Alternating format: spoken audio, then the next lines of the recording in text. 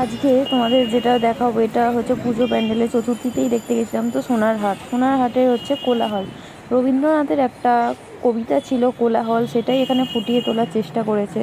সোনার হাটের মধ্যে পুরোটাই রবীন্দ্রনাথের দৃশ্য তুলে ধরা হয়েছে। এখানে দেখো তালপাতা সেপাই দিয়ে পাখা দিয়ে নানা রকমভাবে ফুটিয়ে তুলেছে। আর উল্টো দিকে আবার কি করেছে, রবীন্দ্রনাথের যেগুলো পছন্দের জিনিস, ওই সব জামা কাপড়, আসবাবপত্র, ব্যাগ, যেটা শান্তিনিকেতন সাইডে যেরকম জামা কাপড় পাওয়া যায় সেরকমটাই ফুটিয়ে তোলা হয়েছে এখানে।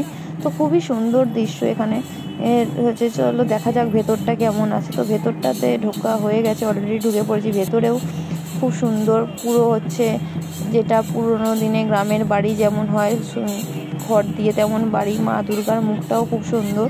দেখো মা দুর্গা সেখানে হচ্ছে তার ছেলে মেয়েদের কোলে নিয়ে বসে আছে, এবং এখানে ফাঁকে ফাঁকে সব জিনিসপত্রও বিক্রি হচ্ছে। ফাঁকার মধ্যে আমরা গেছিলাম, খুবই ভালো লাগছিল।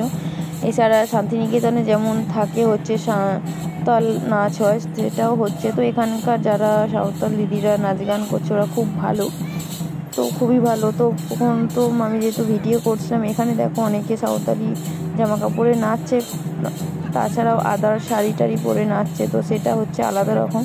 এখানে দিদিরা এতটা ভালো যে সবাইকে কাছে টেনে নেয়, সবাইকে, আমাকেও নিয়েছিল, খুবই জোর করেছিল এখানে নাচার জন্য। তো জোর করার পর অ্যাট লাস্ট নাচে আমি কোনোদিন এরকমভাবে সুযোগ হয়ে ওঠেনি, তাও ভালোই। প্রথম একটুখানি ঘাবড়ে গেছিলাম, খুবই ইচ্ছা ছিল না, কিন্তু পরে যখন শুরু করলাম তখন আমার খুব ভালোই লাগছিল।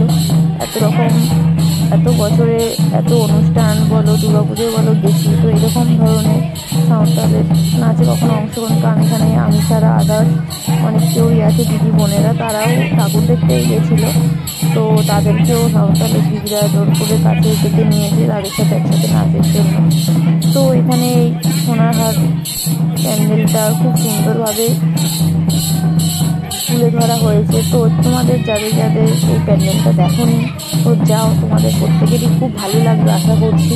এবং আমাকে জানিও কমেন্ট বক্সে ভিডিও করে তোমাদের এটা কেমন লাগলো। এখানে খুব একটা নাচের মধ্যে দিয়ে যতটা সম্ভব আমরা করার চেষ্টা করেছি, কিন্তু সাঁওতাল দিদিরাও খুব ভালো যে কতটা রকম সাপোর্ট করেছে সবার সাথে। এখানে দেখো অনেকটাই করছে। তো আমার এটা একটা জাস্ট ছোট্ট ভিডিও ছিল, যাওয়ার তো ইচ্ছা প্রথম ছিল না, বৃষ্টি হয়ে যায়, তাও বেরিয়ে পড়েছিলাম বৃষ্টিটা থেমে যাক, আকাশ পরিষ্কার হতে।